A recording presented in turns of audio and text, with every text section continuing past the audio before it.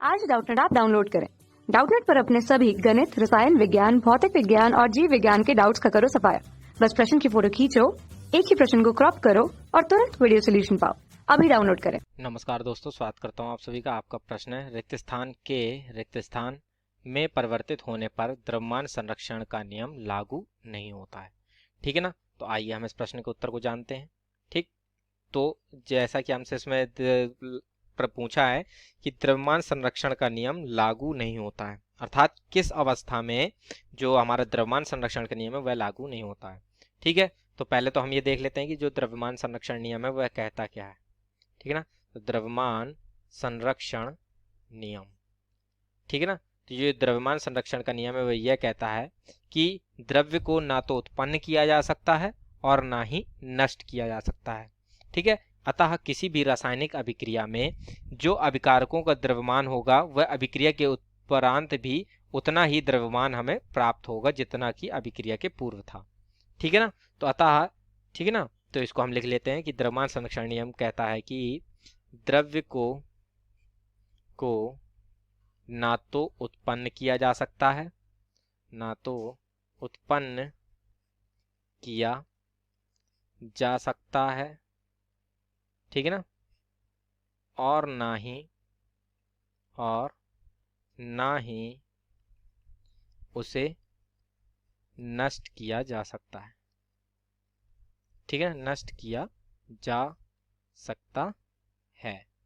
ठीक है ना, और ना ही इसे नष्ट किया जा सकता है। और किसी भी रासायनिक अभिक्रिया में, ठीक है ना, जो अभिक्रिया के उपरांत उतना ही द्रव्यमान हमें प्राप्त होता है जितना कि अभिक्रिया के पहले था। ठीक है, तो इस प्रकार से ये जो द्रव्यमान है वह हमारा संरक्षित रहता है सदैव। अब हमसे कह रहा था कि जो द्रव्यमान संरक्षण नियम लागू कहाँ नहीं होता है। तो यदि यहाँ पर हमने क्या देखा कि द्रव्यमान जो है, ठीक है ना, तो इसको भी लिख लेते हैं जो अंतिम इसका पद था कि किसी भी रासायनिक अभिक्रिया के उपरांत, ठीक है ना, रासायनिक अभिक्रिया के उपरांत उतना ही द्रव्यमान प्राप्त होता है। ठीक है ना, उतना ही द्रव्यमान प्राप्त होता है, ठीक है ना, होता है जितना अभिक्रिया के पूर्व था। ठीक है ना, अभिक्रिया के पूर्व था। ठीक है ना। तो अब इसमें जैसा कि हम यहाँ पर देखते हैं कि जो द्रव्यमान है वो पहले भी उतना ही था तथा अभिक्रिया के बाद में भी उतना ही आया होना चाहिए।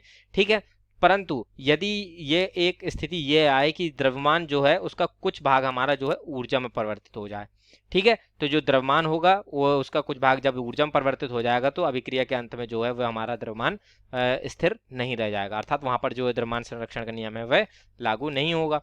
ठीक है, तो जैसे कि रिक्त स्थान है इसमें क्या होगा कि द्रव्यमान के, ठीक है ना, द्रव्यमान के ऊर्जा में परिवर्तन, ठीक है ना, अर्थात यदि द्रव्यमान जो है वह हमारा ऊर्जा में परिवर्तित होता है तो द्रव्यमान संरक्षण का नियम जो है वह हमारा लागू नहीं होगा।